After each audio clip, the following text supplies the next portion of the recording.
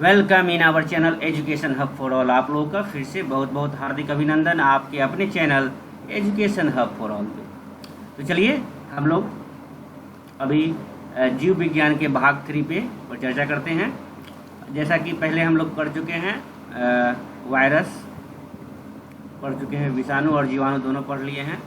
अब आगे ये माइक्रो ऑर्गेनिज्म का पार्ट ही है। अब हम लोग आज अभी देखेंगे कवक एवं पादप जगत, फंजाई एंड प्लांट किंगडम। एक बात और, जो भी मेरे छात्र छात्राएं हैं वो वीडियो को अंत तक देखें ताकि आपकी कोई भी क्वेश्चंस एग्जामिनेशन में छूटे नहीं। ये नहीं कि वीडियो भगा भगा के देख रहे हैं, आप लाइक करें या ना करें लेकिन वीडियो को लास्ट तक देखें, क्योंकि एग्जामिनेशन में आपको कठिनाइयों का सामना न करना पड़े। मेरा यह आग्रह है आप लोगों से। और मन लगा के पढ़े, एग्जामिनेशन अब होने ही वाली है, क्योंकि सब हालात सुधर रहा है अब। तो मन लगा के पढ़ें और सेफ से रहें। मेरी ये कोशिश है कि आप लोगों की कुछ मदद कर सकूं, वैसे छात्र छात्राओं को जो सुदूर इलाकों में, रूरल एरियाज में रहते हैं। और अभी तो सब कोई लॉकडाउन में घर में ही होंगे, तो ढंग से पढ़ें और वीडियो को पूरे लास्ट तक देखें। अच्छा लगे तभी लाइक करें, कमेंट कर सुझाव जरूर दें। चलिए आगे बढ़ते हैं। आज हम लोग कवक एवं, और जो भी नए मेरे छात्र छात्राएं हैं वो जरूर से जरूर सब्सक्राइब कर लें एवं बेल आइकन पर प्रेस कर दें ताकि कोई भी नोटिफिकेशन आप तक जल्द से जल्द पहुंच सके। चलिए स्टार्ट करते हैं। कवक, कवक मीन्स फंजाई। कवक के अध्ययन को कहते क्या है? माइकोलॉजी, जिसको कि हम लोग स्टार्टिंग में इंट्रोडक्शन ऑफ बायोलॉजी जो कर रहे थे, जीव विज्ञान का जो परिचय किए थे उसमें हम लोग ये पढ़ चुके हैं, लेकिन अभी भी जान लेते हैं। कवक के अध्ययन को माइकोलॉजी कहा जाता है। कवक विषमपोषी मतलब मृतोपजीवी, परजीवी या सहजीवी होते हैं। इसे हम क्या कहते हैं? यूकैरियोटी जीव है। ये क्या है? यूकैरियोटी जीव है। ओके, यूकैरियोटी जीव है, ये याद रखेंगे। इनमें प्रकाश संश्लेषण नहीं होता, याद रखेंगे। कवक में प्रकाश संश्लेषण नहीं होता है क्योंकि इनमें हरित लवक एवं वर्णक नहीं होते हैं।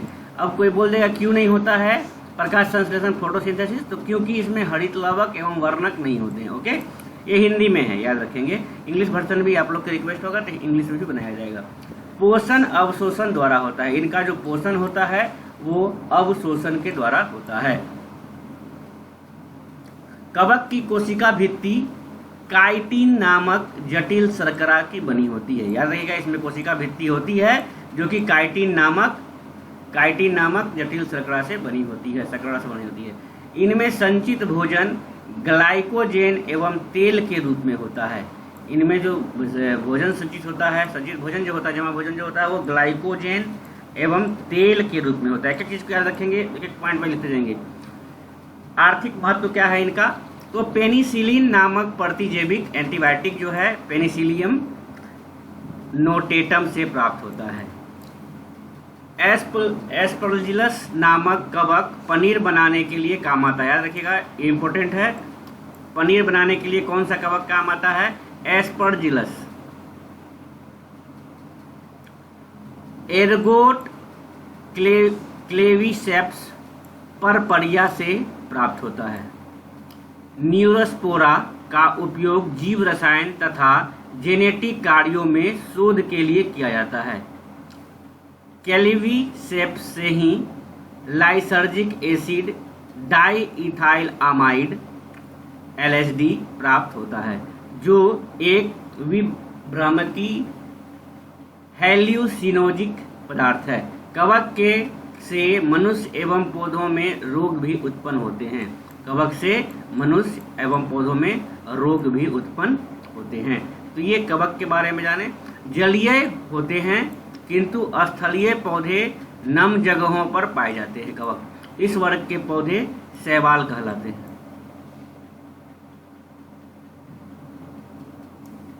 सॉरी, ये हमारा यहाँ तक हो गया था, ये दूसरा पॉइंट आ गया है, इसीलिए आगे इसको इधर आगे बढ़ते हैं। तो अभी हम लोगों ने कवक देख लिया, अब देखेंगे हम लोग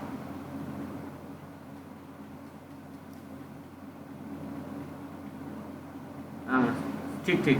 जलीय पौधे होते हैं किंतु स्थलीय पौधे नम जगहों पर पाए जाते हैं। इस वर्ग के शैवाल कहलाते हैं। सॉरी, थोड़ा मिस्टेक हो गया था, ठीक है। चलिए सवाल कराते हैं। लाइकेन क्या है? लाइकेन की खोज तुलासने ने की थी। किसने की थी? तुलासने ने की थी। और इसकी संरचना का सर्वप्रथम अध्ययन डी बेरी ने किया था। ओके, लाइकेन एक सहजीवी जीव है जिसमें शैवाल एवं कवक अंतर संबंध बनाती है और संयुक्त रूप से रहती है। उदाहरण के लिए लीकेनोरा, रेमेलाइना और क्लेडोनिया इत्यादि हैं। अब आते हैं हम लोग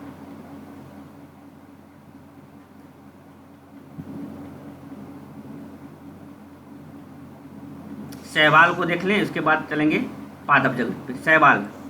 शैवालों के अध्ययन को फाइकोलॉजी कहते हैं। जैसे कि कवक के अध्ययन को माइकोलॉजी कहा जाता है, कवक के अध्ययन को क्या कहा जाता है? माइकोलॉजी। उसी तरह शैवाल के अध्ययन, एल्गी के स्टडी ऑफ एल्गी क्या कहलाता है? फाइकोलॉजी। ये नम भूमि अलवणीय एवं लवणीय दोनों, साल्ट और साल्ट जल, वृक्षों की छाल, चट्टानों में पाए जाते हैं। शैवाल एक कोशिकीय होते हैं। एक कोशिकीय एवं बहुकोशिकीय। एक कोशिकीय को क्या कहते हैं? क्लेमाइडोमोनास, और बहुकोशिकीय को अल्वा कहते हैं। तो मतलब क्या, ये शैवाल जो है एक कोशिकीय एवं बहुकोशिकीय होते हैं। कुछ शैवाल कॉलोनी बनाती है, कॉलोनी बनाते हैं जैसे वॉल वॉक्स, और कुछ तंतुमय होते हैं जैसे यूलोथ्रिक्स। इनमें क्लोरोफिल पाया जाता है। शैवाल में क्या पाया जाता है? क्लोरोफिल पाया जाता है। आर्थिक महत्व क्या है इनका? तो समुद्री घास, सीवीड्स, भूरे शैवाल जैसे लैमिनेरिया, सरगैसम का प्रयोग भोजन के रूप में किया जाता है। समुद्री घास भोजन के रूप में। भूरे शैवाल की कोशिका भित्ति से प्राप्त एल्जिन का प्रयोग रबर उद्योग में किया जाता है। लैमिनेरिया से आयोडीन प्राप्त किया जाता है। अगर लाल शैवाल जैसे ग्रेसिलेरिया जेलिडियम से निकाला जाता है और इनका प्रयोग बेकरी, मिठाई, दंतमंजन निर्माण एवं कृत्रिम वृद्धि माध्यम में होता है।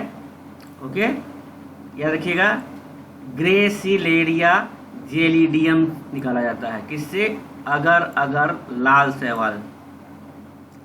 क्लोरेला का प्रयोग भोजन के रूप में किया जाता है। सिनडेसमस का प्रयोग सिंगल सेल प्रोटीन के रूप में होता है। क्लोरेला का उपयोग अंतरिक्ष अनुसंधान में किया जाता है। ओके, अब आते हैं हम लोग यहाँ पे प्लांटी। पादप जगत में बहुकोशिकीय प्रकाश संश्लेषी पौधे उत्पादक को सम्मिलित किया जाता है। पादप को जो है बांटा गया है क्या? पादप शरीर बिना विभेदन के और पादप शरीर विभेदित। एक विभेदन के और एक विभेदित। बिना विभेदन के, बिना छिद्र के, छिद्र के। थैलोफाइट है, ब्रायोफाइट है, और बिना संवहनी ऊतक के और संवहनी ऊतक सहित। तो ब्रायोफाइटा बिना संवहनी ऊतक के है, देख लीजिए यहाँ पे। और ये संवहनीय ऊतक दो हो गया, बीज रहित और बीज उत्पादित करने के लिए इसमें आता है टेरिडोफाइटा। और बीज उत्पादित करने वाले जो हैं वो हैं फेनरोगेम। और इसके दो टाइप हो गए, नग्न बीजी और फलों में बंद बीज। जो देखते हैं किसी किसी फल में बंद रहता है बीज, और नग्न बीज। इसमें आता है जिम्नोस्पर्म, एक आता है एंजियोस्पर्म। तो एंजियोस्पर्म दो बीज पत्र वाले बीज और एक बीज पत्र वाले बीज, और यहाँ द्विबीजपत्री और एक बीजपत्री होते हैं। अब थैलोफाइट है क्या?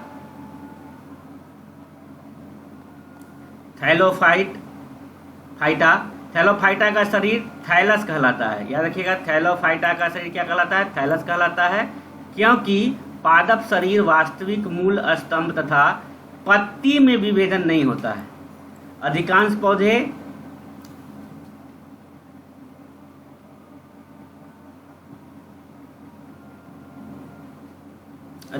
पौधे जलीय होते हैं, किंतु स्थलीय पौधे में नम जगहों पर पाए जाते हैं। इस वर्ग के पौधे शैवाल कहलाते हैं। चलिए यहाँ तक आ गए थे, ये देख लिए हम लोग बीच में 5 6 हो गया। अब आते हैं हम लोग ब्रायोफाइटा। इस वर्ग के पौधे पादप वर्ग के उभयचर एम्फीबियंस कहते हैं। इस वर्ग के जो भी पौधे होते हैं पादप होते हैं उसे क्या कहते हैं, उभयचर, क्योंकि पौधे जमीन पर पाए जाते हैं और निषेचन के लिए पानी आवश्यकता होती है वृद्धि के लिए। इसमें पादप शरीर के एक भाग से दूसरे भाग तक जल और अन्य वस्तुओं के संवहन के लिए विशिष्ट ऊतक जैसे जाइलम एवं फ्लोएम नहीं पाए जाते हैं, जो जल या भोजन पहुंचाता है। फ्लोएम मीन्स भोजन, जाइलम मीन्स वाटर। ब्रायोफाइटा का पौधा तना और पत्तों जैसी संरचना में बटा होता है। इनमें असली जड़ों के स्थान पर मूलांग पाए जाते हैं। उदाहरण के लिए मॉस, स्यूनेरिया, मार्केसिया, लीवरवर्ट, हॉर्नवर्ट और एस्फैगनम आदि। आर्थिक महत्व क्या है, एस्फैगनम जैसे कि पीटमॉस में जल अवशोषण एवं उसके संग्रहण करने की क्षमता के कारण इनका प्रयोग नर्सरी में पैकिंग मटेरियल के रूप में किया जाता है, याद रखेंगे। मॉस पादप अनुक्रम इकोलॉजिकल सक्सेशन मतलब क्या में महत्वपूर्ण भूमिका निभाती है। इसका प्रयोग ईंधन के रूप में भी होता है। इसका प्रयोग तो ब्रायोफाइटा का। अब आते हैं टेरिडोफाइटा। टेरिडोफाइटा वर्ग के पौधों का शरीर जड़, तना तथा पत्ती में बटा होता है।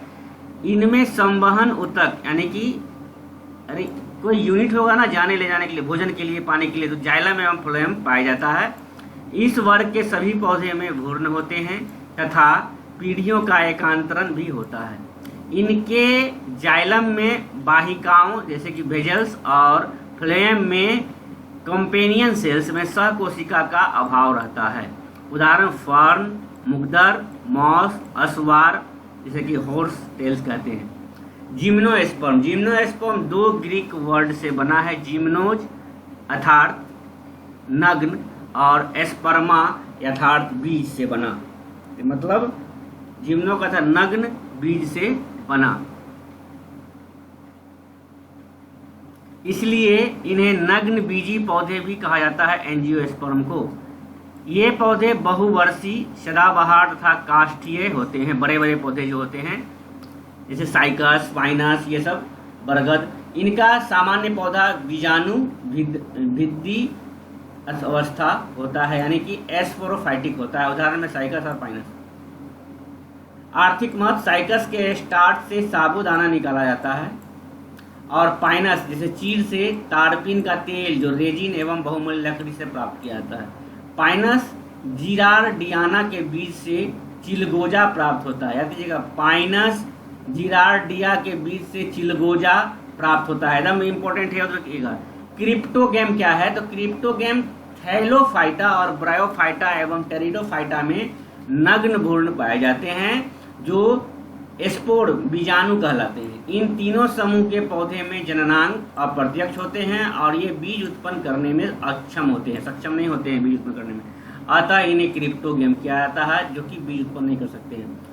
फेनरोगैम क्या है, जिन पौधे में जनन ऊतक पूरी तरह से विकसित एवं विभेदित होते हैं और जनन प्रक्रिया के बाद बीज उत्पन्न करते हैं उन्हें फेनरोगैम कहते हैं, याद रखिएगा, फेनरोगैम कहते हैं, जैसे जिम्नोस्पर्म एवं एंजियोस्पर्म।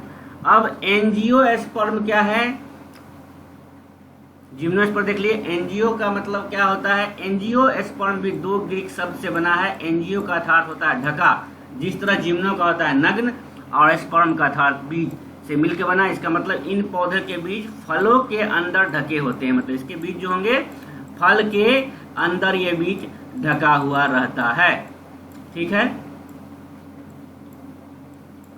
तो बीजों का विकास अंडाशय के अंदर होता है जो बाद में फल के रूप में विकसित होता है।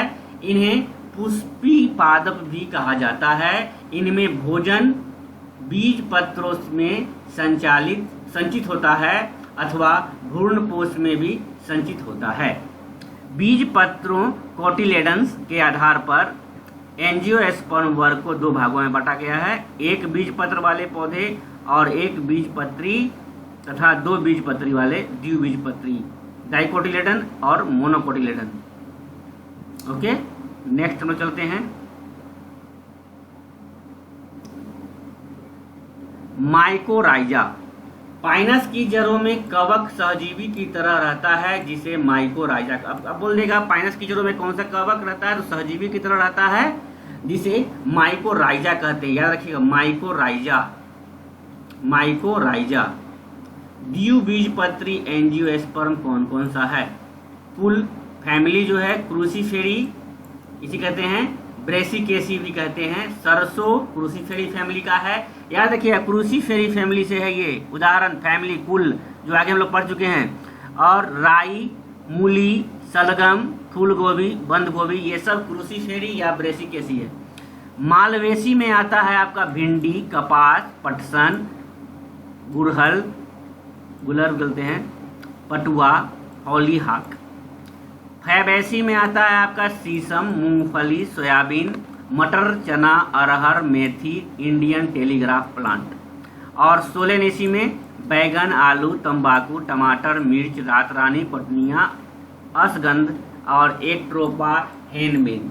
ओके, नेक्स्ट देखते हैं। अब ये तो था आपका द्विबीजपत्री। और एस्टेरेसी में आता है सूरजमुखी, गेंदा, कुसुम, गुलदाउदी, डहलिया, केलेउंडा, आर्टिचोक। इसी को बोलते हैं कंपोजिटिव ही, एस्टेरेसी को।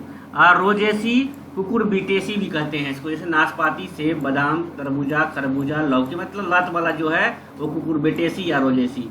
एक बीज पत्ती वाले फैमिली को देख लेंगे, लिलिएसी। माने लिलिएसी दैट मीन्स उस फैमिली में कौन कौन आता है, उस कुल में कौन कौन आता है? प्याज, लहसुन, कोलचिकम, घृतकुमारी, लिलियम, ड्रेसिना। और ग्रैमिनी, इसी को पोएसी भी बोला जाता है। इसमें गेहूं, मक्का, ये पोएसी है, धान, जौ, दूब, ईख, बांस। और पामी में आता है खजूर, नारियल, सुपारी। आज तक के लिए प्लांट किंगडम हमारा समाप्त हो गया। अब प्राणी जगत जो है एनिमल किंगडम हम लोग का क्लास 4 होगा। 4 क्लास 4। ओके, जो भी नए हैं वो सब्सक्राइब कर